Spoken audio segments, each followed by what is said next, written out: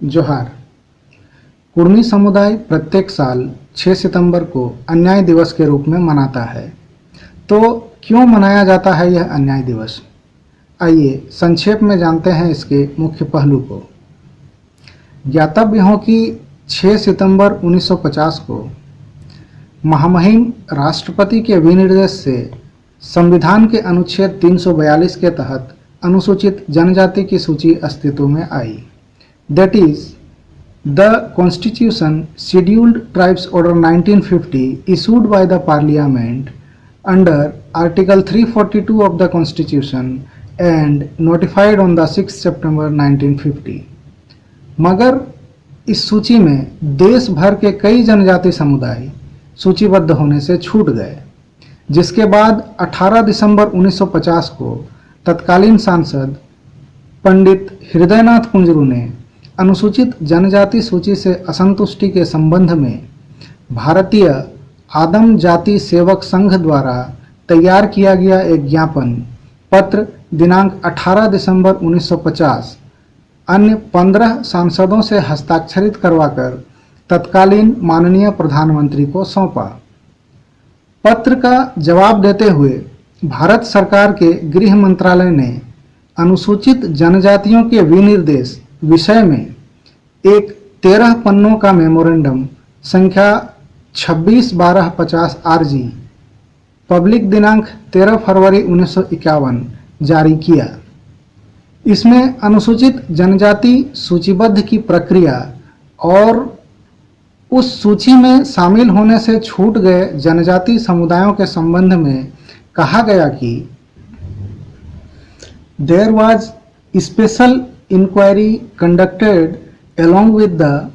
1931 census throughout India on the basis of which the communities properly classifiable as tribes were distinguished from the castes, and among the former those which were properly classifiable as primitive tribes were listed. The principle has been adopted that tribes which did not find place in this list should not be now included as scheduled tribes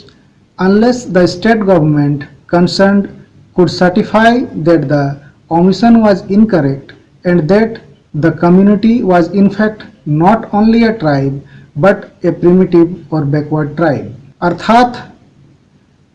ध्यान से सुनिएगा और यहाँ शब्दों की बारीकियों और उसके तकनीकी पक्ष पर गौर कीजिएगा। पूरे भारतवर्ष में इसके लिए 1931 की जनगणना के साथ साथ एक विशेष जांच की गई थी, जिसके आधार पर जो समुदाय समुचित रूप से जनजातियों के रूप में वर्गीकृत किए गए थे, जो जातियों से अलग थे और पूर्व में जो आदिम जनजातियों के रूप में समुचित रूप से वर्गीकृत किए गए थे, सूचीबद्ध किए गए। इसके बाद इस सिद्धांत को अपनाया गया है कि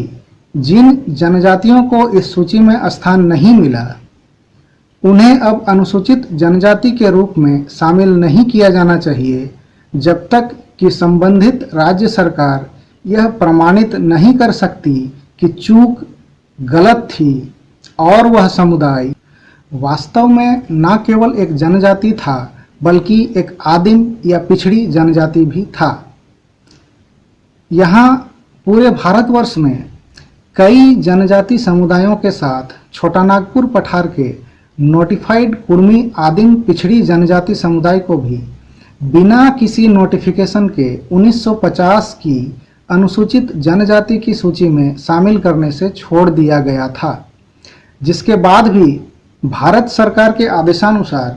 उन छूटे जनजातियों को खुद से चिन्हित कर अनुसूचित जनजाति की सूची में शामिल करवाने का जिम्मा राज्य सरकारों का था, जो उस वक्त संभवतः ईमानदारी पूर्वक नहीं निभाया गया,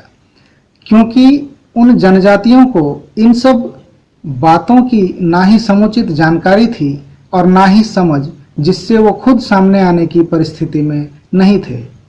जब तक उन्हें समझ में आया और सूची में शामिल करने की मांग उठने लगी, तब तक कालेलकर समिति 1955-56, लोकूर समिति 1965 और चंदा समिति 1967 के माध्यम से ST/SC अमेंडमेंट एक्ट 1976 के द्वारा सूची में शामिल होने के लिए 5 मापदंड आदिम लक्षण, भौगोलिक अलगाव, बड़े पैमाने पर समुदायों के साथ संपर्क में संकोच, विशिष्ट संस्कृति और पिछड़ापन रख दिया गया। 1999 में शामिल होने की प्रक्रिया को भी RGI, NCST, CTM और पार्लियामेंट के अंतर्गत और भी जटिल बना दिया गया। इस वजह से कुर्मी सहित उन सभी जनजाति समुदाय के लोग वर्षों से अपने वाजिब अधिकारों और मूल पहचान से वंचित होते आ रहे हैं, जिन्हें अब तक सूची में शामिल नहीं किया गया है। इस संबंध में विस्तृत जानकारी फिर कभी, मगर यहाँ बड़ा सवाल कि कुर्मी जनजाति ने इस दौरान पिछले 70 सालों में सामाजिक, राजनैतिक, शैक्षणिक, आर्थिक इत्यादि संदर्भों में जो कुछ खोया है उसकी भरपाई कौन करेगा और कैसे करेगा? कुर्मी जनजाति के साथ हुए इस अन्याय का हिसाब कौन देगा?